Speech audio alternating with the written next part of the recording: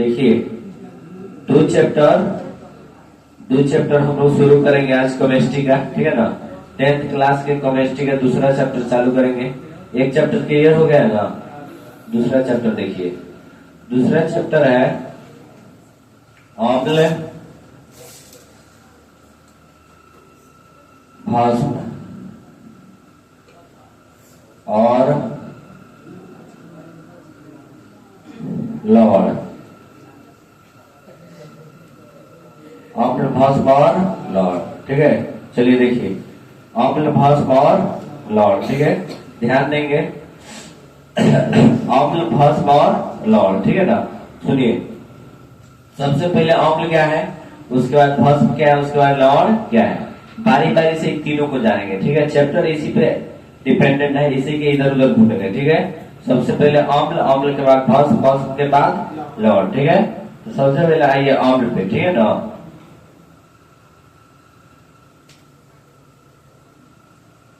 अम्ल को हम लोग कहते हैं एसिड। क्या कहते हैं? एसिड। समझ गए ना। बहुत सारा चीज में अम्ल का उपयोग हम लोग करते हैं, ठीक है। देखिए सबसे पहले अम्ल वह पदार्थ है जो स्वाद में खट्टा होता है। क्या होता है? खट्टा होता है। वैसा पदार्थ जो स्वाद में खट्टा होता है, ठीक है। अम्ल की पहचान अगर उसको खा के करना है तो कैसे पहचानेंगे उसको? वैसा पदार्थ जो स्वाद में खट्टा होता है, वैसा पदार्थ जो स्वाद में खट्टा होता है। अम्ल वह पदार्थ है जो स्वाद में खट्टा होता है, ठीक है। समझ गए ना। ये वो गुण है अम्ल का। क्या है? गुण है। अम्ल का जितना गुण है सब जान लेंगे, ठीक है। अम्ल का जितना क्वालिटी है, जितना प्रॉपर्टी है, सब जान लेंगे, ठीक है। चलिए अम्ल का जो है, सबसे पहले हम लोग अम्ल स्वाद में क्या होता है? खट्टा होता है। याद रखिएगा, अम्ल स्वाद में क्या होता है? खट्टा। अम्ल स्वाद में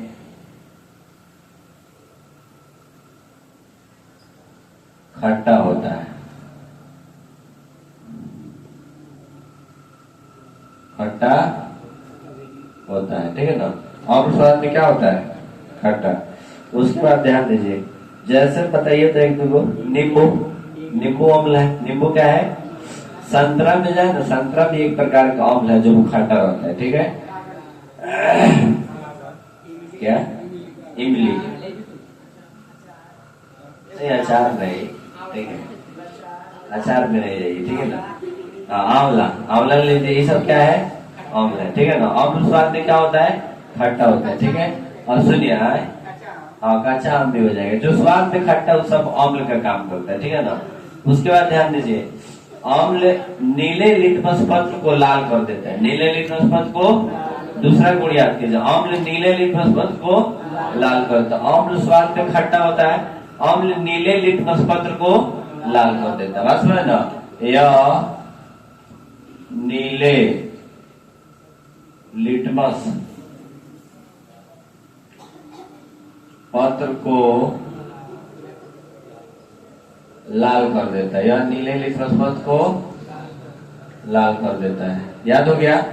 यह नीले लिटमस पत्र को लाल कर देता है। बात समझ ना। अम्ल नीले लिटमस पत्र को लाल कर देता है, ठीक है। अम्ल स्वाद में खट्टा होता है, अम्ल नीले लिटमस पत्र को लाल।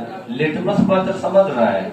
यह एक प्रकार का पेपर होता है जो देखिएगा छोटा छोटा 7वां 8वां में जो सरकारी विद्यालय में आता था लो, पहले व्हाइट कलर का पेपर नहीं देता था लो, जिसमें रंगीन फूल बनाया जाता था। समझ गए?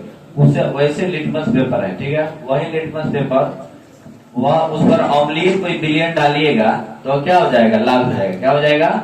लाल। नीले लिटमस पत्र को क्या कर देता है? लाल कर देता है, ठीक है। उसके बाद देखिए, अम्ल नीले लिटमस पत्र को लाल कर देता है, ठीक है। तीसरा गुण याद कीजिए, अम्ल का पीएच मान 7 से कम होता है। 7 से कम होता है। अम्ल का पीएच मान 7 से कम होता है, ठीक है। दूसरा दो गुण याद हो गया। तीसरा गुण है अम्ल का पीएच मान 7 से कम होता है, ठीक है ना। इसको भी ध्यान दीजिए।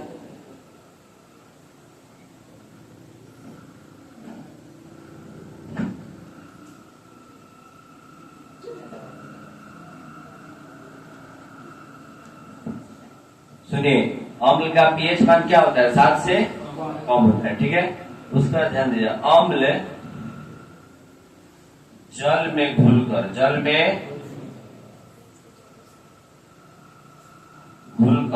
H प्लस आयन देता है, H प्लस आयन देता है।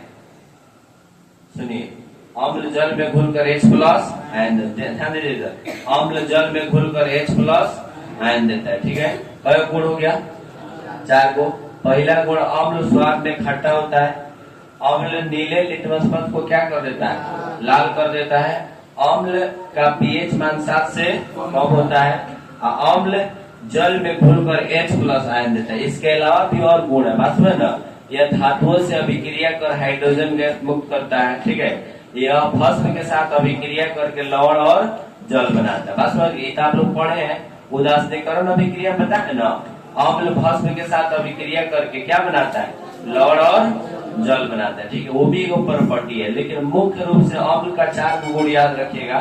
अम्ल स्वाद में खट्टा होता है, यह नीले लिटमस पथ को लाल कर देता है, यह नीले लिटमस पथ को लाल। अम्ल का पीएच मान 7 से कम होता है, जल में घुलकर H प्लस आयन देता है, यह जल में घुलकर H प्लस आयन देता है, यह जल में घुलकर H प्लस आयन देता है, ठीक है ना। सुनिए, उसके बाद ध्यान दीजिए,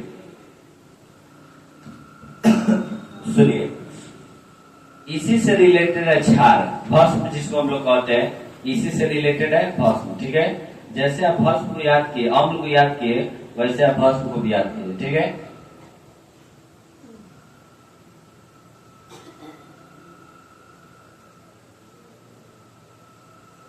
यह स्वाद में खट्टा होता है, तो यह स्वाद में क्या होता है? कड़वा होता है। यह स्वाद में कड़वा होता है, यह स्वाद में कड़वा। भस्म क्या होता है? स्वाद में कड़वा होता है, स्वाद में कड़वा। बताइए तो क्या है कड़वा? बोलिए। मरचा है कड़वा, है ना।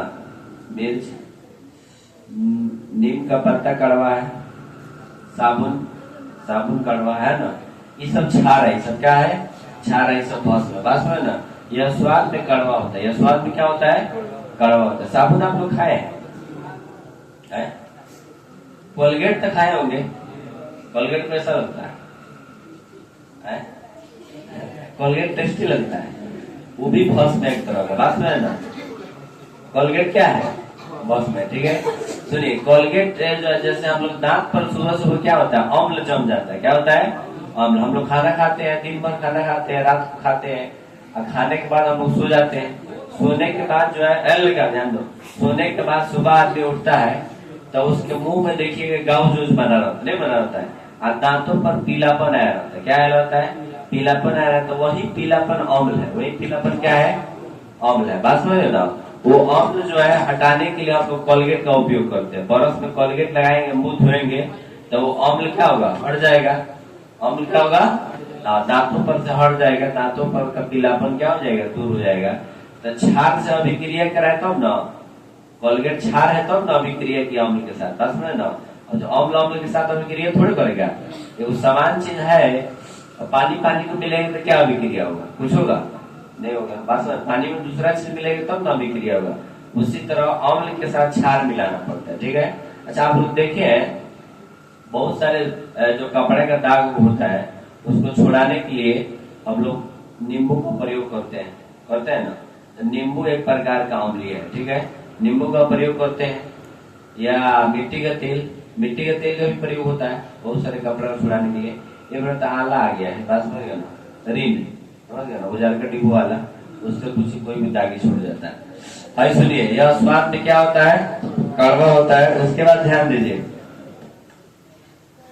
यह लाल लिटमस पत्र को नीला कर देता है। क्या करता है? यह लाल लिटमस पत्र को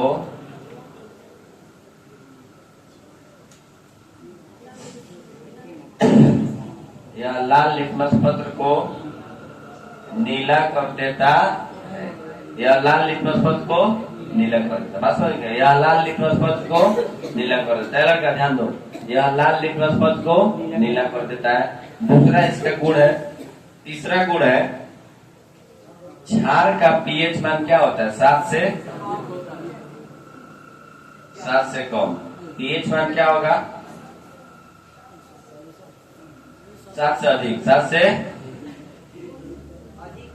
अधिक हो जाएगा। 7 से क्या हो जाएगा? अधिक। और 7 से कम किसका होता है? अम्ल का होता है। क्या होता है? अम्ल का। बात समझ गए ना? इसका पीएच मान क्या होता है? 7 से अधिक। 7 से अधिक। इसका पीएच मान क्या होता है? 7 से अधिक। उसके बाद ध्यान दीजिए, चौथा गुण जो है यह जल में घुलकर, जल में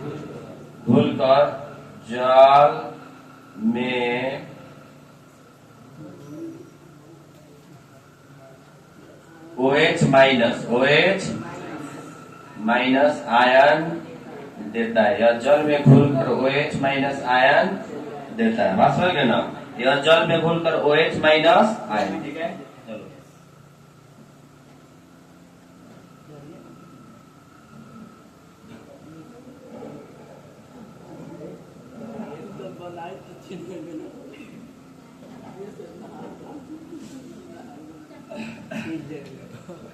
सुनिए, ध्यान दीजिए। चार प्रॉपर्टी जाने, ठीक है ना? अच्छा, इसको ऐसे भी लिख इसमें और प्रॉपर्टी जो इसमें जोड़े वो जोड़ सकते हैं। भस्म अम्ल के साथ अभिक्रिया करके लवण और जल बनाता है। अम्ल भस्म के साथ अभिक्रिया करता है तो लवण और जल बनता है। तो भस्म भी अम्ल के साथ अभिक्रिया करता है तो लवण और जल बनता है। बात समझे ना? उसके बाद सुनिए, इसमें सवाल कैसे पूछेगा आपसे? ऑब्जेक्टिव सवाल इसमें से आता है। जैसे ध्यान दीजिए, कह देगा किसी विलयन का पीएच मान दे देगा। अब उसमें लिख देगा हुआ अम्लीय विलयन का पीएच मान क्या होगा? अम्लीय विलयन का पीएच मान क्या होगा? ठीक है, तो इसमें लिख देगा 5, 8, 9, 13। बताइए आंसर क्या हो जाएगा? 5 हो जाएगा। काहे 5 होगा? 7 से कम है। पीएच मान जो है ना 7 से कम है अम्लीय विलयन का। अब मान लीजिए कि इसमें कहेगा कौन सा मान क्षारीय विलयन को पीएच मान दर्शा रहा है। कौन सा मान क्षारीय विलयन का पीएच मान दर्शा रहा है? ऑप्शन दे देगा। जैसे मान लीजिए आपको ऑप्शन दे दीजिए 5, 7, 2 और 9। बताइए इनमें से कौन आंसर होगा?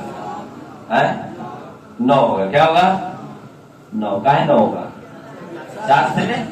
7 के बराबर भी नहीं होगा। 7 से अधिक। 7 से अधिक। 7 से सीमा रेखा है। बात समझ गए ना? 7 जब पूछेगा तो उदासीन विलयन है। कौन विलयन है? उदासीन विलयन। कौन विलयन? उदासीन विलयन। ठीक है, याद रखिएगा। अम्लीय विलयन का पीएच मान 7 से कम। ठीक है, क्षारीय विलयन का पीएच मान 7 से अधिक। और 7 के बराबर है उदासीन विलयन। 7 के बराबर क्या है? उदासीन विलयन। और सवाल जैसे आपसे करेगा कि इनमें से किस विलयन का मान, कौन सा मान क्षारीय विलयन को दर्शा रहा है? 5, 7, 2, 9। 5, 7, 2, 9। तो कौन आंसर मारिएगा? 9। कहीं 7 से अधिक वही ना है। अच्छा, ऑप्शन पे जो 7 से अगर क्षारीय विलयन का पूछे तो 7 से कम वाला ऑप्शन खत्म। ठीक है, अम्लीय विलयन का पूछे तो 7 से अधिक वाला ऑप्शन खत्म। जो 7 से कम रहेगा वो अम्लीय विलयन, जो 7 से अधिक रहेगा वो 8, 9 एक नहीं देगा। देखिए, एक ही को देगा, या 8 दे या 9 दे। अगर ज्यादा वाला देगा तो एगो देगा, अगर 7 से कम वाला देगा तो एगो।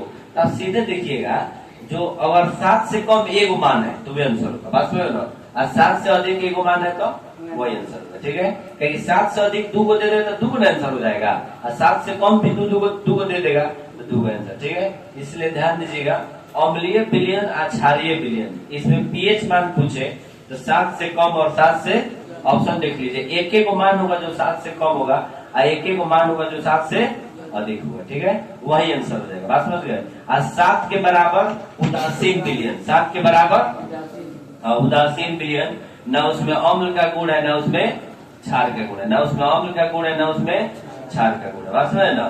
तो यह प्रॉपर्टी याद हो गया। उदासीन विलयन कोई रंग में परिवर्तन नहीं करता है। लवण स्वाद में नमकीन होता है। क्या होता है? लवण के बारे में भी थोड़ा सा जानिए। लवण जो है स्वाद में क्या होता है? नमकीन होता है। कैसा होता है? नमकीन। ठीक है, यह स्वाद में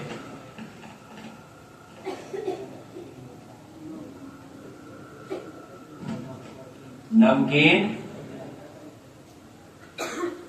होता है। समझ गए ना? यह स्वाद में क्या होता है? नमकीन। उसके बाद इसका पीएच मान 7 के बराबर, उदासीन विलयन, इसका पीएच मान क्या होता है 7 के बराबर। बहुत सारे लॉर्ड के बारे में इस चैप्टर में हम लोग पढ़ेंगे, ठीक है। जो 2 चैप्टर में बहुत सारे लॉर्ड के बारे में हम लोग पढ़ेंगे। अभी थोड़ा सा लॉर्ड के बारे में थोड़ा साइड में रखते हैं हम लोग। अभी अम्ल और भस्म के बारे में और अभी क्रिया जानते हैं, ठीक है। अम्ल और भस्म में बाकी चीज जानेंगे, ठीक है, ठीक है ना। इसमें थोड़ा सा और जानिए, ठीक है। अम्ल क्या होता है, स्वाद में खट्टा होता है। हम कुछ अम्ल के बाद बताते हैं, जैसे कुछ चीज बताते हैं उसमें कौन सा अम्ल पाया जाता है उसको आप लोग बताइए, ठीक है। जैसे संतरा और नींबू का रस, संतरा और नींबू का रस, इसमें कौन अम्ल पाया जाता है, सिट्रिक अम्ल। कौन अम्ल, ये सब याद रखना है। संतरा और नींबू के रस में कौन अम्ल, सेब में, सेब में कौन अम्ल, मौलिक अम्ल। सेब में कौन अम्ल, सेब में कौन अम्ल बताइए। उसके बाद इमली में टार्ट्रिक अम्ल, इमली में, सिरका में, सिरका में एसिटिक अम्ल। दही में कौन अम्ल पाया जाएगा, लैक्टिक अम्ल। दही में लैक्टिक अम्ल। टमाटर में ऑक्जेलिक अम्ल, टमाटर में ऑक्जेलिक। अमाशय रस में हाइड्रोक्लोरिक अम्ल, अमाशय रस में हाइड्रोक्लोरिक अम्ल। उसके बाद चाय में विटामिन सी में एस्कॉर्बिक अम्ल, चींटी में फॉर्मिक अम्ल। इसमें कुछ इंपोर्टेंट है, सेब, दही, चींटी, विटामिन सी हमारे पेट में, समझ गए ना। सेब में कौन अम्ल, मौलिक अम्ल। कौन अम्ल, मौलिक अम्ल। दही में लैक्टिक अम्ल।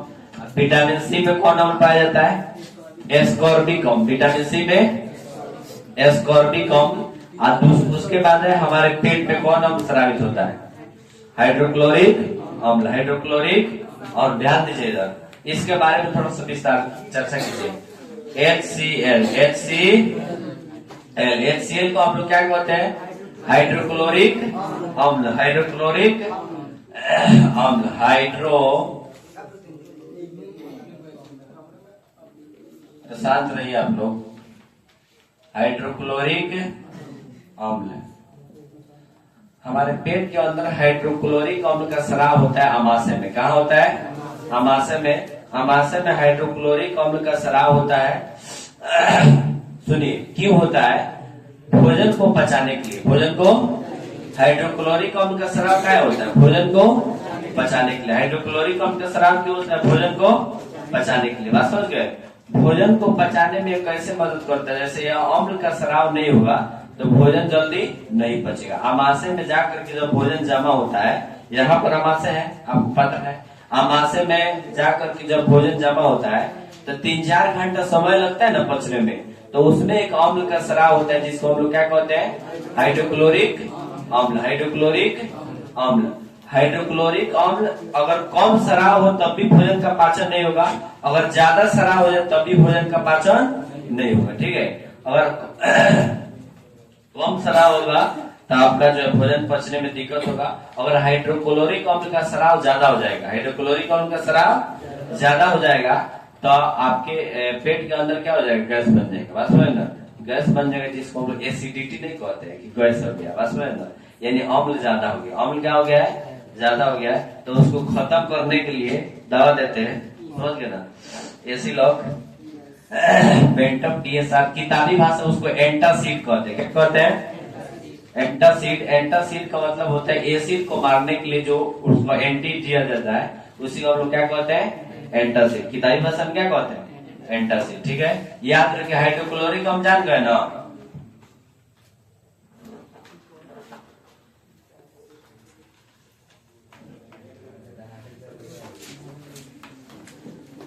अमाशय में कौन सा अम्ल का स्राव होता है, हाइड्रोक्लोरिक अम्ल। अमाशय में कौन सा अम्ल का स्राव होता है, हाइड्रोक्लोरिक अम्ल। हाइड्रोक्लोरिक अम्ल कम हो जाए तब भी दिक्कत है, हाइड्रोक्लोरिक अम्ल ज्यादा हो जाए तब भी दिक्कत है। कम हो जाए तो आपका पाचन बढ़िया से नहीं होगा, ज्यादा हो जाता है तो गैस हो जाता है। क्या हो जाता है, गैस। तो उस समय वो एंटासिड जैसे दवाओं का उपयोग किया जाता है, ठीक है। एक और चीज जानिए, सूचक।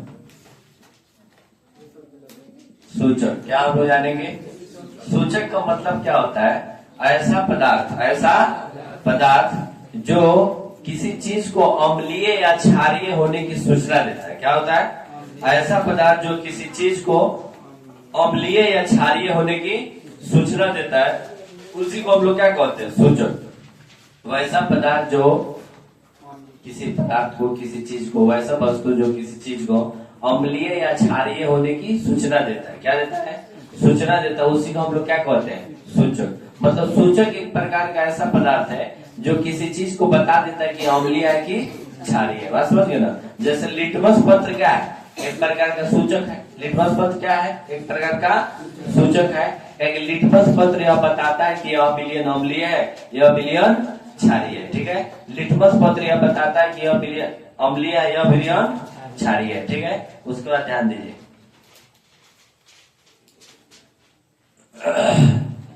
अम्ल और भस्म के धातुओं के साथ अभिक्रिया। धातुओं के साथ अभिक्रिया। अम्ल जो है धातुओं के साथ अभिक्रिया करके, आप इतना ही याद रखिए, कौन गैस बाहर निकलता है?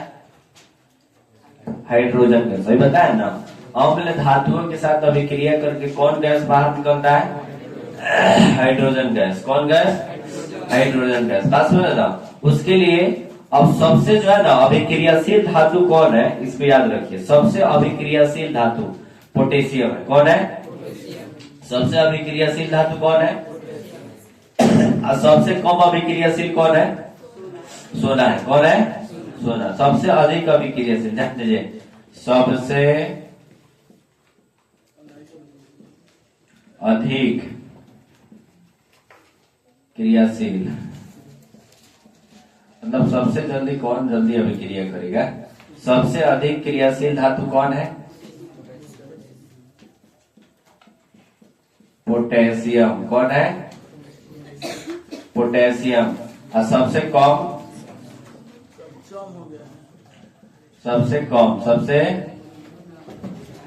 कम क्रियाशील धातु सोना है। क्या है?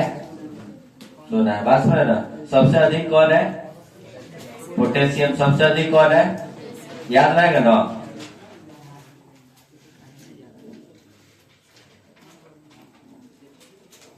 अभिक्रियाशीलता का मतलब जानिए। अभिक्रियाशीलता क्या है? देखिए, ध्यान दीजिए, अभिक्रिया करने की कितना उसके पास क्षमता है। समझ गए ना? जैसे आप क्या कीजिए, आप एक जगह पेट्रोल लीजिए, ठीक है, एक जगह डीजल लीजिए, एक जगह मिट्टी का तेल लीजिए, एक जगह लकड़ी लीजिए, ठीक है। तो सबसे अधिक किस में आगे जल्दी लगेगा? पेट्रोल में। बची में पेट्रोल में, पेट्रोल इस चारों में ज्यादा क्रियाशील है। क्या है? उसी तरह इस धातुओं में सबसे क्रियाशील कौन है? पोटेशियम है। ठीक है ना? उसके बाद सबसे कम कौन है? सोना। जैसे अच्छा, ऐसे मिट्टी का तेल लीजिए, लकड़ी लीजिए, ठीक है, अब बोरल लीजिए, बात समझ ना, हरियर लकड़ी लीजिए, ठीक है। तो सबसे अधिक क्रियाशील कौन है? मिट्टी का तेल। और सबसे कम ना हरियर का लकड़ी है। सबसे कम हरियर लकड़ी। बात समझ ना? तो उसी तरह सबसे कम अभिक्रियाशील कौन है? सोना है। सोना जल्दी किसी से अभिक्रिया नहीं करता। बात समझ ना? लेकिन सबसे अधिक अभिक्रियाशील कौन है? पोटेशियम। अरे कोनो लड़का नहीं होता, बड़ी झगड़ा होता है, समझ गए? अध्याय किसी से झगड़ा कर लेते हैं, ठीक है, साफा था झगड़ा करता है, ठीक है। अब कोई लड़का होता है कि साफा, आप लोग समझ ही रहे हैं, बस में समझ रहे हैं। अब कोई लड़का होता है जो साफा झगड़ा नहीं करता, उसको थोड़ा सा भी मतलब कोनो फर्क नहीं, आके दू कोनो बात कह के चल गया, तू करिए चल गया, कोनो फर्क नहीं पड़ रहा, ठीक है, चुपचाप सुन लिया, ठीक है। तो कम अभिक्रियाशील है। क्या है? कम अभिक्रिया, नहीं अधिक में है, वास्तव ये अधिक क्रियाशील है, ठीक है। अब कम जिस पर कोई असर नहीं पड़ रहा है, बात समझ ना, वो कम अभिक्रियाशील है, ठीक है। तो सोना क्या है? सोना कम अभिक्रियाशील है। अब पोटेशियम क्या है? पोटेशियम अधिक अभिक्रियाशील है, बात समझ ना। उसके बाद ध्यान दीजिए, अम्ल और भस्म आपस में अभिक्रिया करेगा। अम्ल और भस्म, अम्ल इत धातु के साथ अभिक्रिया होकर, अच्छा धातु के साथ अभिक्रिया करके कौन गैस बाहर निकलेगा? था हाइड्रोजन। इसको याद रखना, कौन गैस बाहर निकलेगा? हाइड्रोजन।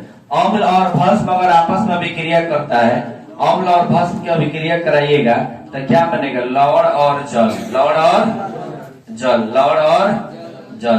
आप लोग एक चैप्टर में पढ़े हैं उदासीनीकरण अभिक्रिया, वो ऐसी रासायनिक अभिक्रिया जिसमें कोई अम्ल भस्म के साथ अभिक्रिया करके लवण और जल बनाता है। जैसे हम लोग सोडियम HCl का अभिक्रिया कराए थे NaOH से, कैसे NaOH से, तो उसमें क्या बना था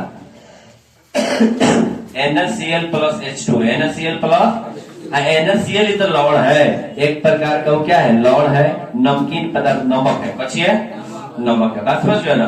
उसके बाद ध्यान दीजिए, अम्ल भस्म के साथ अभिक्रिया करके लवण और जल बनाता है, ठीक है। अम्ल और भस्म के साथ अभिक्रिया करके लवण और जल बनाता है, ठीक है। कुछ बात और हम लोग जानेंगे, ठीक है। आइए, परबल अम्ल और दुर्बल अम्ल, परबल अम्ल और दुर्बल अम्ल, ठीक है, ध्यान दीजिए।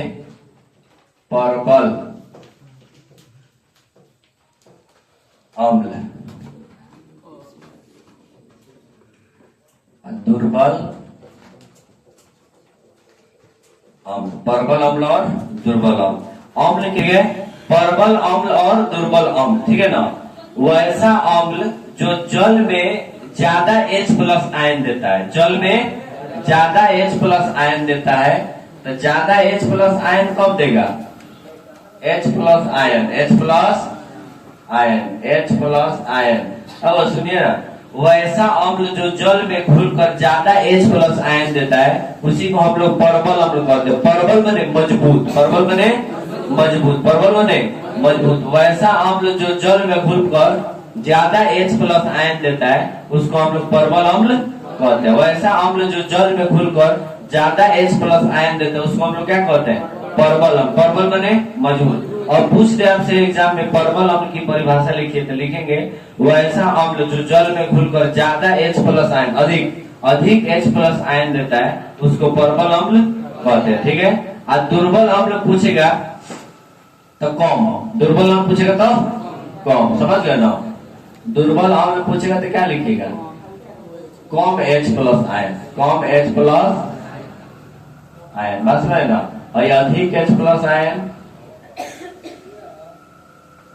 कम H प्लस आयन, यानी इसमें अम्लीयता की गुण कम है। अम्लीय गुण क्या है, कम है, उसी को हम लोग क्या करते हैं, दुर्बल। नाम से क्लियर है, परबल बने मजबूत और दुर्बल बने कमजोर, परबल बने मजबूत और दुर्बल बने कमजोर, बस में है ना। सुनिए, इसी में आ जाए, इसी में परबल भस्म, परबल भस्म, परबल भस्म, दुर्बल भस्म, दुर्बल भस्म। अच्छा, ज्यादा H प्लस दे तो परबल, कम H प्लस दे तो दुर्बल, बस में गया ना। और ज्यादा OH माइनस दे, ज्यादा OH माइनस दे, OH माइनस ज्यादा दे तो दुर्बल, और OH माइनस कम दे, सॉरी परबल, और OH माइनस कम दे तो ये क्या हो जाएगा, दुर्बल भस्म, दुर्बल भस्म। वैसा विलयन, वैसा भस्म जो जल में घुलकर ज्यादा OH माइनस दे, उसको परबल भस्म कहते हैं, ठीक है। और वैसा विलयन जो जल में घुलकर, वैसा भस्म जो जल में घुलकर कम OH माइनस दे, उसको दुर्बल भस्म कहते हैं, उसको दुर्बल भस्म कहते हैं, ठीक है। समझ गए, परबल का मतलब हो जो ज्यादा OH माइनस दे, समझ गए ना। जल में घुलकर अधिक OH माइनस दे, उसी को हम लोग क्या कहते हैं, परबल भस्म। और जो जल में घुलकर कम OH माइनस दे, उसको हम लोग क्या कहते हैं, दुर्बल भस्म, ठीक है। परबल अम्ल, दुर्बल अम्ल जान गए, परबल भस्म, दुर्बल भस्म जान गए, ठीक है। अब आइए सांद्र अम्ल, सांद्र अम्ल, उसके बाद तनु अम्ल, तनु, सांद्र अम्ल और तनु अम्ल, सांद्र अम्ल और तनु अम्ल, बात समझ गए। सुनिए, सांद्र अम्ल और तनु अम्ल, ठीक है, ध्यान दीजिए, सांद्र अम्ल और तनु अम्ल। वैसा अम्ल जिसमें अम्ल की मात्रा अधिक और जल की मात्रा कम हो, अम्ल की मात्रा अधिक और जल की मात्रा कम हो, अम्ल अधिक, अम्ल अधिक और जल कम, जल कम। वैसा अम्ल जिसमें, वैसा विलयन जिसमें अम्ल की मात्रा अधिक हो, अम्ल की मात्रा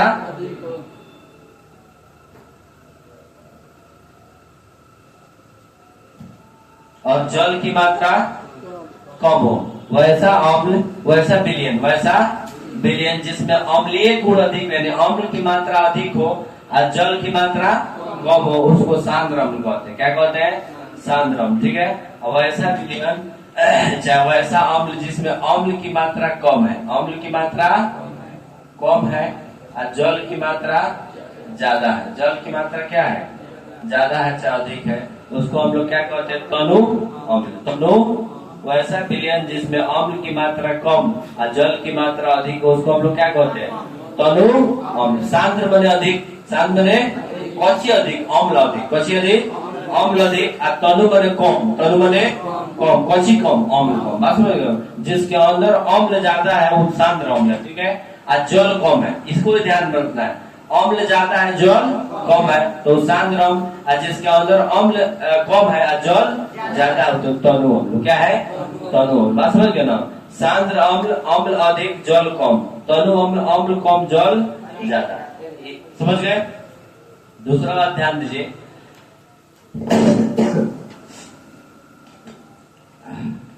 जैसे मान लीजिए आप ये शरबत बना रहे हैं। ठीक है।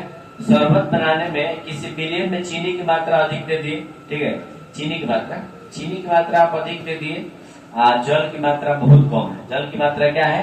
बहुत कम है। तो आपको लगेगा कि चीनी अधिक है, लगेगा ना? लगेगा कि चीनी बहुत ज्यादा है। तो उसी तरह इसमें जिसमें अम्ल की मात्रा ज्यादा होगा और कोई भी आप शरबत बना रहे हैं जिसमें चीनी बहुत कम दे दिए, ना मात्रा, ठीक है, और जल बहुत अधिक दे दिए, तो शरबत मीठ लगेगा? नहीं मीठ लगेगा। ठीक है। उसी तरह यह विलयन है कि अम्लीय गुण जिसमें ज्यादा है वो क्या है? सांद्र विलयन है, सांद्र अम्ल है। ठीक है।